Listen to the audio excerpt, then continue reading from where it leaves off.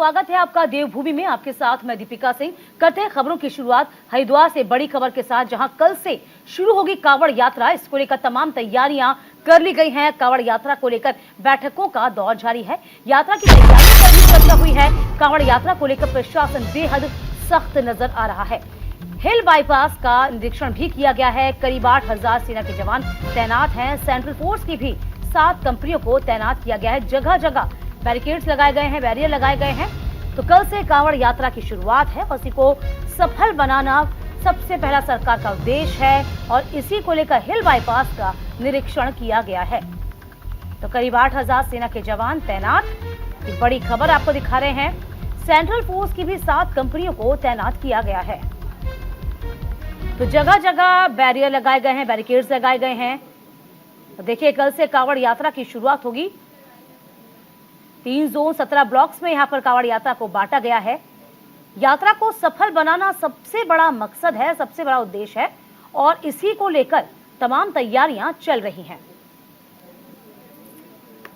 और जो काम होने थे वो देख रहे हैं कि हो चुके हैं या नहीं हुए। उसके साथ साथ जो सफाई व्यवस्था में भी हम लोग का ध्यान विशेष है। तो कप्तान साहब से भी ये रिक्वेस्ट कर रहे थे कि एक ड्राइव हम कल से स्टार्ट करते हैं कि जो आपके जितने रिक्रूटीज हैं, जो नए आए, उनको पर्यावरण के प्रति भी थोड़ा संवेदनशील बनाने के लिए जब उनकी ड्यूटी रहती है।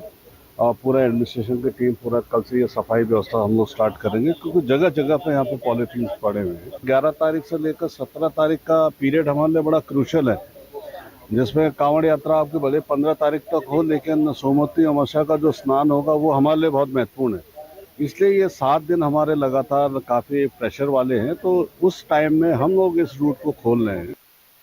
शहर के जब हमारे जो हाईवे है या हमारे घाट है जब फुल होते हैं और लोग यहाँ दर्शन करने भी आते हैं, तो सीधे ही रास्ता हमारा निकल जाता है मोतीचूर के पास। और ये बहुत ही महत्वपूर्ण है, जैसा अभी जिलाधिकारी महोदय भी कह रहे थे। और इसकी परमिशन भी हमारी हो गई है कि पूरा कांवड़ मेले के साथ साथ जो हमारा सोमवती का स्नान होगा, जिसमें 16 तारीख से ही विद्यार्थी आने लगेंगे, तो वो हमारे बहुत महत्वपूर्ण होगा। मुझे लगता है कि लाखों लोग इस रास्ते का प्रयोग करेंगे, जिससे थोड़ा हमारा जो प्रेशर जो बनता है नीचे घाटों के पास और जो राम प्रसाद गली हो या आसपास हो, वो इनको रास्ता मिल जाएगा यहाँ से जाने का। और बैरिकेटिंग की गई है, जिससे कि सिर्फ लोकल लोग ही शहर के अंदर प्रवेश करें और कांवड़ के लोग जो है घाटों पर आए और वापस हाईवे के प्रयोग करते हुए वापस।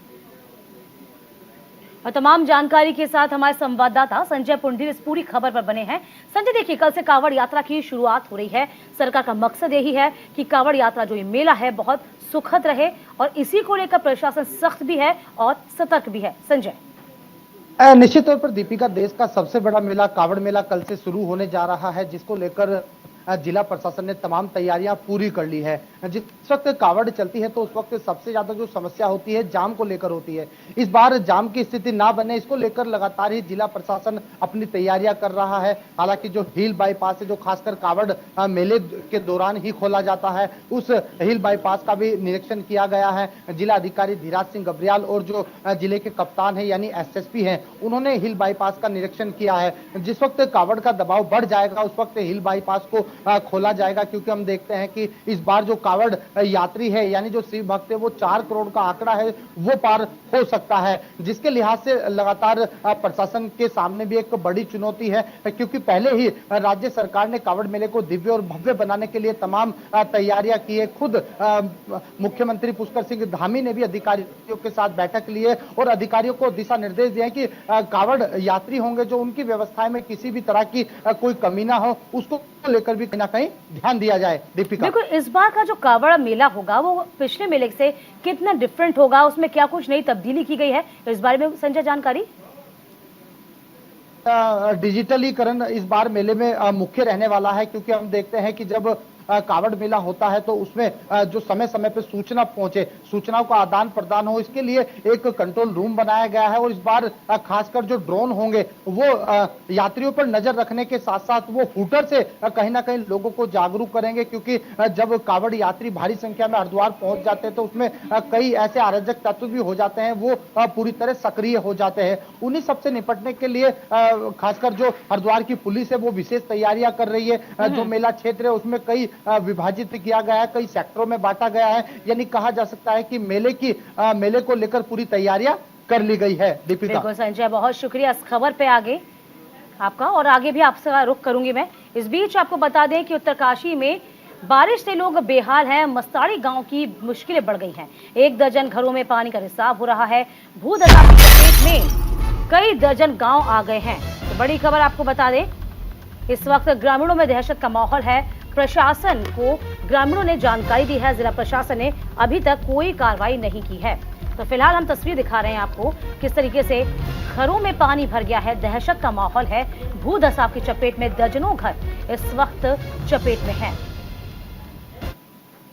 उत्तरकाशी जनपद के भटवाड़ी ब्लॉक में मस्ताड़ी गांव में एक बारिश से 1 दर्जन से ज्यादा घरों में रिसाव हो गया है। इससे ग्रामीणों में दहशत का माहौल है।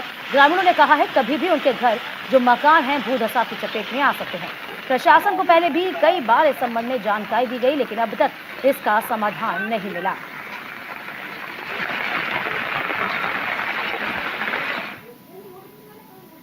इधर चमोली में विश्व धरोहर फूलों की घाटी राष्ट्रीय उद्यान और लोकपाल घाटी इन दिनों क्वीन ऑफ अल्पाइन हिमालयी flower Himalayan blue Poppy flow अपने अनुपम छटा बिखेर रहा है। हिमालयन ब्लू पॉपी, जिसे अल्पाइन हिमालय के फूलों की रानी कहा जाता है, इस ब्लू पॉपी फूल की दस्तक घाटी में 4 चांद लगा रही है। इस ब्लू पॉपी फूल के समय पर वैली में खिलने की खबर से जापानी पर्यटक भी खासे उत्साहित है। अब लगातार जापानी टूर ऑपरेटर्स घांघरिया और जोशीमठ के होटल्स, कारोबारियों और ट्रैवल कंपनियों से संपर्क कर फूलों की घाटी के टूर की बुकिंग करा रहे हैं।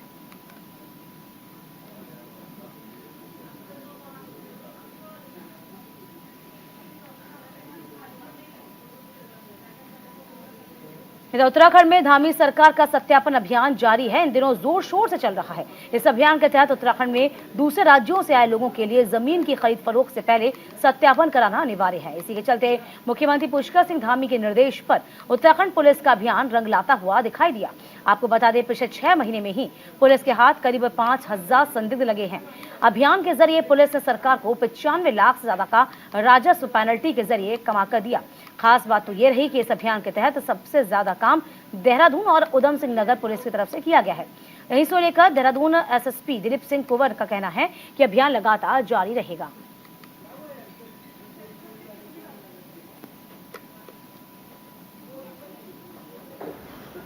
लगातार गतिमान चल रहा है।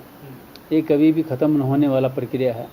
और जो भारी व्यक्ति यहाँ आकर के कुछ रेकी करके जो गलत काम करते हैं उन पर भी पैनी नज़र है। उनकी भी हम सतर्क दृष्टि रखी जा रही हैं। बेसिकली क्राइम के पॉइंट ऑफ व्यू देखा जाए तो ये भारी व्यक्ति और जो स्थानीय नशेड़ी भंगड़ी हैं उन दोनों पर हमारी पैनी नज़र है। ये लगातार गतिमान चल रहा है। ये कभी भी ख़त्म न होने वाला प्रक्रिया है। और जो भारी व्यक्ति यहाँ आकर के कुछ रेकी करके जो गलत काम करते हैं उन पर भी पैनी नज़र है। उनकी भी हम सतर्क दृष्टि रखी जा रही हैं। बेसिकली क्राइम के पॉइंट ऑफ व्यू देखा जाए तो ये भारी व्यक्ति और जो स्थानीय नशेड़ी भंगड़ी हैं उन दोनों पर हमारी पैनी नज़र है। ये इधर देहरादून से बड़ी खबर है, जहां पूर्व डीजीपी बीएस सिद्धू के खिलाफ एसआईटी की जांच शुरू हुई है। एसपी क्राइम सर्वेश पवार जांच अधिकारी नियुक्त किए गए हैं। जांच के बाद मिलने के बाद टीम तैयार होगी। टीम में सीओ ट्रैफिक अनुज, इंस्पेक्टर गिरीश शामिल हैं। सिद्धू पर डीजीपी रहते हुए पद के दुरुपयोग का आरोप लगा। आरक्षित वन भूमि की अवैध खरीद का पूरा मामला है। बीएस सिद्धू के खिलाफ एसआईटी की जांच शुरू हो गई है। एसपी क्राइम सर्वेश पवार को जांच अधिकारी नियुक्त किया गया। शासन से जांच के आदेश मिलने के बाद उन्होंने टीम को तैयार किया है। इस टीम में सीओ ट्रैफिक अनुज और इंस्पेक्टर गिरीश चंद को शामिल किया गया है।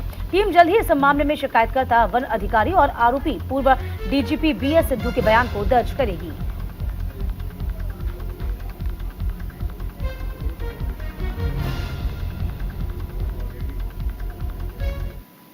हरिद्वार जिले के बुग्गावाला क्षेत्र के खिलाड़ियों ने नेपाल में आयोजित अंतर्राष्ट्रीय स्तर की दौड़ व लंबी कूद प्रतियोगिता में भाग लिया। गोल्ड मेडल जीतकर हरिद्वार जिले का नाम रोशन किया है। खिलाड़ियों के गांव पहुंचने पर परिजन और थाना प्रभारी बुग्गावाला के साथ ही जनप्रतिनिधियों, ग्रामीणों ने भव्य स्वागत किया है। ऑल इंडिया धनगर समाज महासंघ उत्तराखंड के जिला अध्यक्ष पवन पाल नगर खिलाड़ियों के घर पहुंचे, उन्हें फूल माला पहनाकर उनको बधाई दी, शुभकामनाएं दी।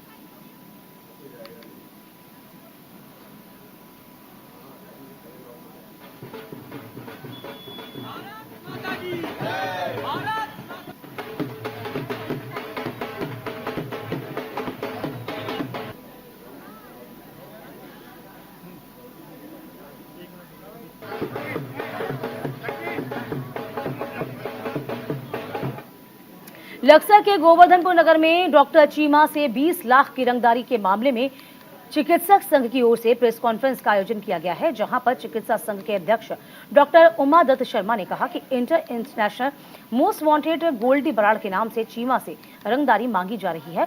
उनके परिवार को भी जान से मारने की धमकी दी गई, जो निंदनीय है। उन्होंने कहा कि अगर इस मामले पर कार्रवाई नहीं हुई, तो आरोपियों की गिरफ्तारी नहीं हुई, तो वे आंदोलन करने को मजबूर हो जाएंगे।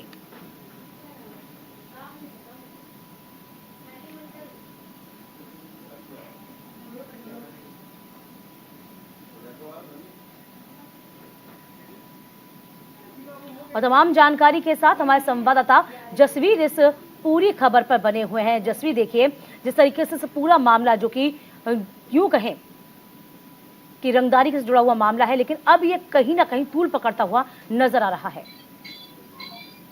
बिल्कुल दीपिका, अब इसमें निजी चिकित्सक संघ भी इन्वॉल्व हो गया, यानी कि सीधे सीधे ये कहा जा सकता है कि कहीं ना कहीं ये आक्रोश जो है पुलिस प्रशासन की तरफ भी बढ़ रहा है, क्योंकि 27 तारीख को धमकी मिलती है, 28 तारीख को मुकदमा दर्ज होता है, उसके बाद फिर लगातार कंटिन्यू चिकित्सक से रंगदारी मांगी जा रही है। और हैरान करने वाली बात तो यह है कि जिस व्यक्ति द्वारा गोल्डी बराड़ के नाम पर यह रंगदारी मांगी जा रही है, उसे वो डॉक्टर की रेकी लगातार कर रहा है, यानी डॉक्टर कहाँ जा रहा है, डॉक्टर के पास कौन लोग आ रहे हैं और डॉक्टर किन किन लोगों से ताल्लुक रख रहा है, डॉक्टर कब पुलिस के पास गया, वो सब उसे बार बार फोन करके। अभी चिकित्सक से हमारी बात हुई थी त्रिलोक सिंह चीमा से, उसने बताया कि मैं एसपी देहात से मिलने के लिए उनके ऑफिस गया था, तो इसी बीच फिर दोबारा उस रंगदारी मांगने वाले का यानी बदमाश की फिर कॉल आई, तो उनके सामने उन्होंने एसपी को सुनवाई, फिर वो एक विधायक के यहाँ गए, उसके आगे फिर कॉल आई। बिल्कुल, देखिए लगातार जसवीर यहाँ पर धमकी देने का सिलसिला चल रहा है। जिस तरीके से डेट बताई जा रही है 28 से 27 तारीख के बीच में, अभी तक धमकी देने का सिलसिला चल रहा है।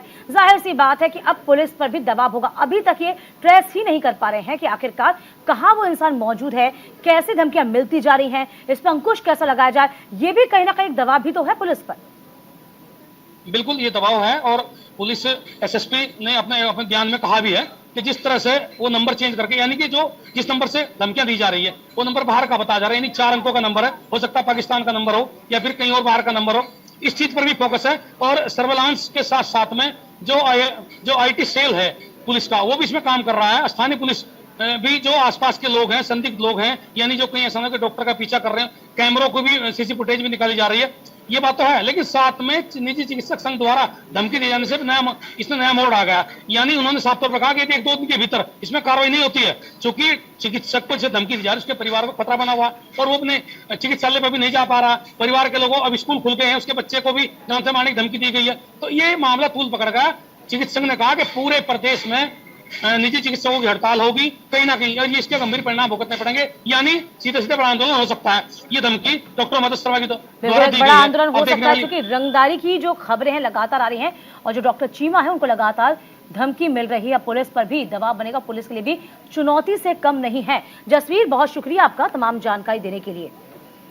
इधर उत्तराखंड के 7 जिलों में बारिश का अलर्ट है। 6 जुलाई तक भारी बारिश का अलर्ट जारी किया गया है।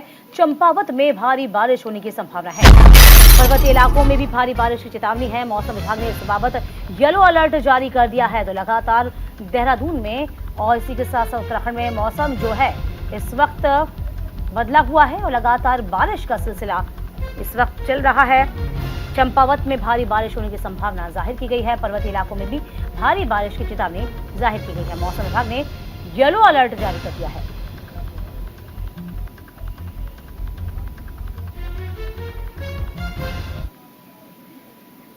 देहरादून के कालसी में रविवार देर रात एक बड़ा हादसा हुआ है। ट्रक अनियंत्रित होकर गहरी खाई में जा गिरा, जिससे ड्राइवर की मौके पर मौत हुई। घटना की जानकारी मिलने के बाद एसडीआरएफ की रेस्क्यू टीम मौके पर पहुंची। एसडीआरएफ की टीम ने रात के अंधेरे और विषम परिस्थितियों के बीच कड़ी मशक्कत के बाद शव को बाहर निकाला। बताया जा रहा है कि मृतक उत्तरकाशी नमकीन की सप्लाई के लिए गया था, और वापसी के दौरान जूडो लोहारी डैम के पास वाहन अनियंत्रित होकर अचानक खाई में जा गिरा।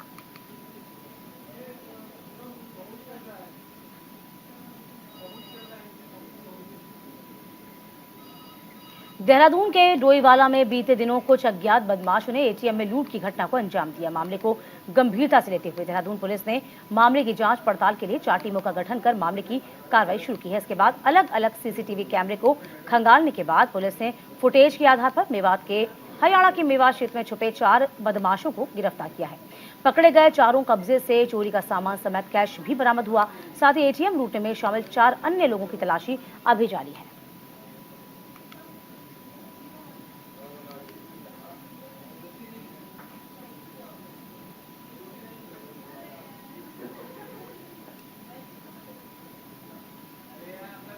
तारीख को बता रहे हैं कि 26 तारीख को उसमें 8 लाख रुपए डाला गया था और कुछ हो सकता कुछ पैसे लोगों ने निकाला भी होगा, है नहीं। तो अब उसमें एग्जैक्ट कितना है वो असेसमेंट वो बैंक वाले कर रहे हैं। इसमें हम लोगों ने अभी तक 2 मुलजिम अरेस्ट कर लिए हैं, हामिद और अनीस। ये हामिद जो है वो वाहन का स्वामी भी है, वाहन चालक भी है और साथ ही साथ जो है इसके विरुद्ध जो है आपके हरियाणा, दिल्ली में भी जो है इसका आपराधिक इतिहास है। 4 लाख के साथ साथ इसमें उपकरण काटने वाले जो गैस कटर वगैरह वगैरह हैं, वो साइबर उपकरण वो बरामद हुए हैं। घटना में जो प्रयुक्त स्विफ्ट डिजायर है वो उसकी वो बरामद हुआ है और इस प्रकार से ये घटना का हमने पटाखे कर लिया है। लक्सर में एक दर्दनाक हादसा हुआ है। एक युवक की लक्सर सिमली रेलवे फाटक के पास ट्रेन से कटकर दर्दनाक मौत हो गई है। बताया जा रहा है कि युवक नजीबाबाद से काठगोदाम एक्सप्रेस में सवार हुआ था। उसे सहारनपुर जाना था, लेकिन जब उसे पता चला कि वो गलत ट्रेन में बैठा है तो उसे लक्सर में सिमली रेलवे फाटक के पास चलती ट्रेन से उतारने की कोशिश की गई और वो फिसलकर ट्रेन के नीचे आ गया और दोनों पैर उसके कट गए। जीआरपी ने उसे प्राइवेट गाड़ी से तुरंत अस्पताल पहुंचाया है, लेकिन वहां पहुंचते उसने दम तोड़ दिया।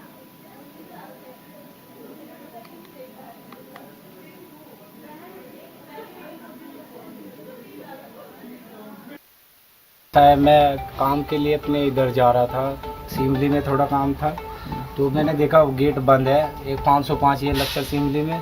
मैं गेट पर ही रुक गया तो इधर से एक गाड़ी आई है काठगोदाम, जनशताब्दी एक्सप्रेस भी बोलते हैं उसको। तो उससे एक लड़का पहले उतर गया, मैं इधर से देख रहा था, वो आउटसाइड थे उनसे, लेकिन जैसे उनके साथ में कोई बुजुर्ग थे वो उतर रहे थे, उनके दोनों पैर अचानक से गाड़ी के नीचे आ गए और दोनों पैर उनके कट गए हैं। हमने जीआरपी को सूचना दे करके वहाँ से अधिकारी भी आए, उन्होंने अपनी लिखा पढ़ी करने के बाद उनको निजी वाहन से एक लड़का जा रहा था इधर से, उसने उनको बिठा के उपचार केंद्र भेज दिया है। चलिए अब रुख करते हैं कुछ और बड़ी खबरों का, जिस बीच आपको बता दें कि अजित पवार की घर की बैठक जो है वो खत्म हो चुकी है। एनसीपी नेताओं के साथ ये बैठक चल रही थी जो कि खत्म हुई है। अजित पवार से अब मुलाकात करेंगे तो देवेंद्र फडणवीस के घर पर पहुंच सकते हैं अजित पवार। और आपको ये भी बता दें कि प्रफुल्ल पटेल, छगन भुजबल भी उनके साथ मौजूद हैं।